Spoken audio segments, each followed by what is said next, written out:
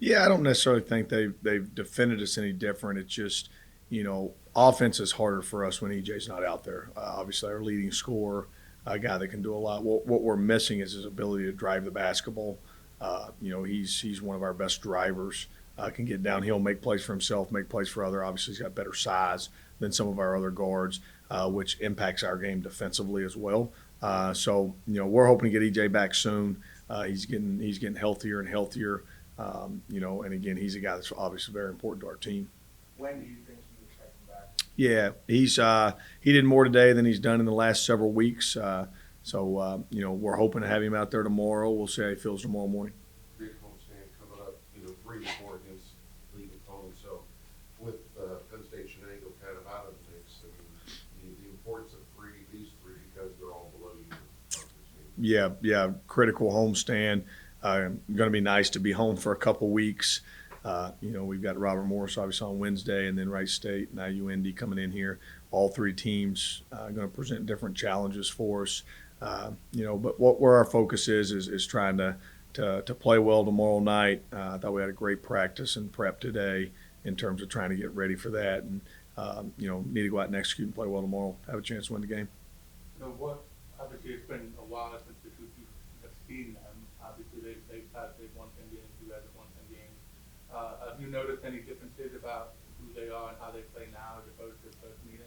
Yeah, I think they've made natural progressions with their development of their team. They're playing really, really well.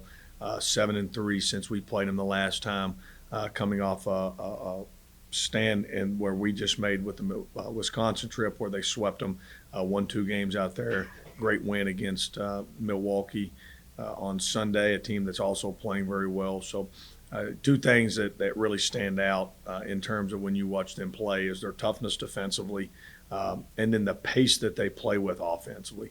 They do a lot of very similar things that we do offensively, and when you watch them play, they play with incredible pace, turning the ball side to side, getting into their ball screen motion, making the reads out of it. So we're going to have to be very good, disciplined defensively. We were very disruptive when we played up there.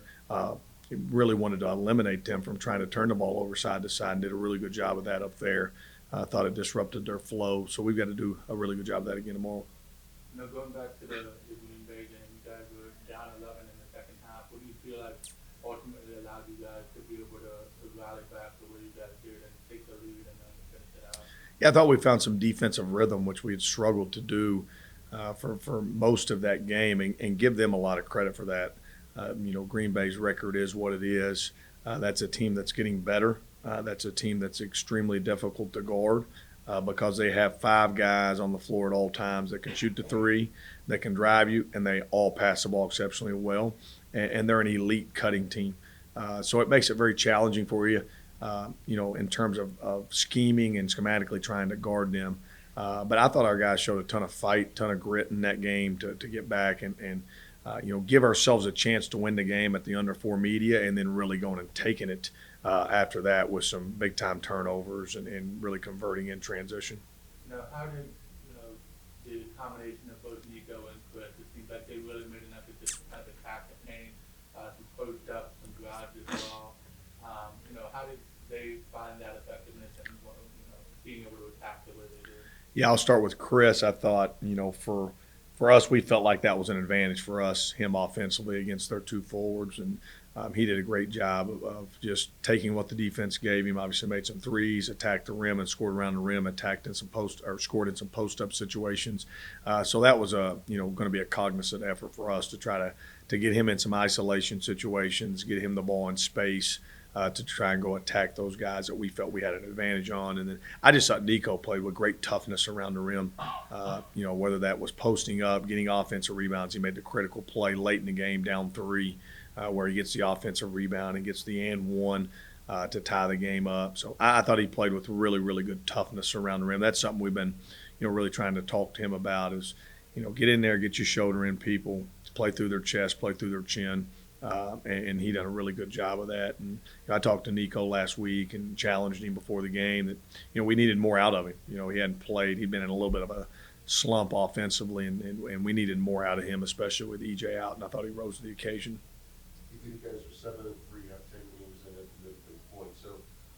most surprised, you know, in the conflict that you, to this point, being, you know, 10 games in? Yeah, I don't know if there's a whole lot of surprises. Coach or Rob Smith asked me the similar question on the radio show last night. You know, I before the season, during the season, whatever the case may be, I don't spend a whole lot of time in thought about, you know, how the league is, you know, how other teams are playing other than the teams that we're prepping for. I'm really just trying to keep my focus on us and how we're developing and how we're improving. But as I told our guys this week, the last 2 years, the team that won the regular season, 10 games in, was 7-3.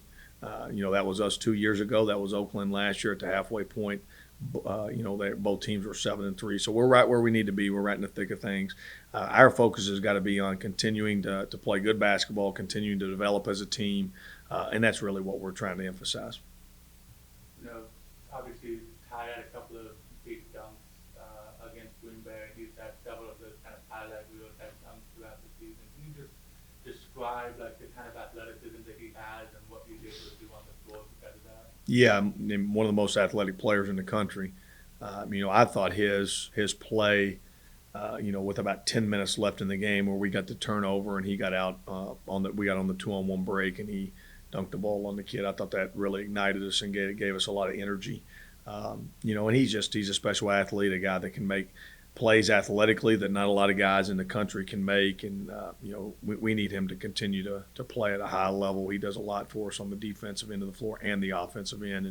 And, you know, the thing with Ty is when he lets the game come to him and he just makes the easy basketball play, he's a really, really good player.